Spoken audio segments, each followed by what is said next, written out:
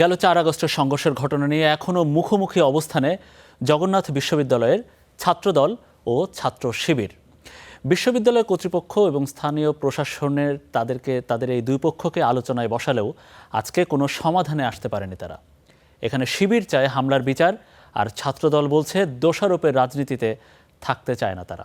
তবে ফ্যাসিবাদ বিরোধী শক্তি হিসেবে দুই সংগঠনই ক্যাম্পাসে কোড অফ কন্ডাক্ট প্রণয়নে একমত হয়েছে। গেল ৪ আগস্ট জগন্নাথ বিশ্ববিদ্যালয়ে সংঘর্ষে জড়ায় দুই ছাত্র সংগঠন ছাত্রদল ও ছাত্র শিবির। অবশেষে কর্তৃপক্ষের হস্তক্ষেপে শনিবার আলোচনায় বসে দুই ছাত্র সংগঠন সহ ক্যাম্পাসে রাজনীতি করা অন্যান্য সংগঠনের প্রতিনিধিরা।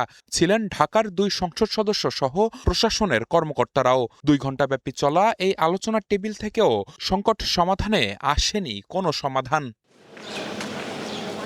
যোগসু ও ছাত্র শিবিরের নেতারা বলছেন, সেদিনের সংঘর্ষের ঘটনায় জড়িতদের বিচার নিশ্চিত করতে হবে, তবেই সমঝোতার টেবিলে বসবেন তারা। এটা হচ্ছে এক সংগঠন ভার্সেস পুরো বিশ্ববিদ্যালয়।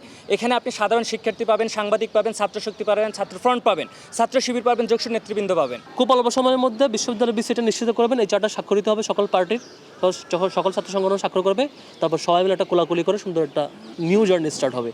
অন্যদিকে ছাত্রদলের নেতারা দোষারোপের রাজনীতিতে না জড়িয়ে সমাধানের পথে যেতে চান। একই সঙ্গে উস্কানি না দেওয়ারও আহ্বান জানান তারা।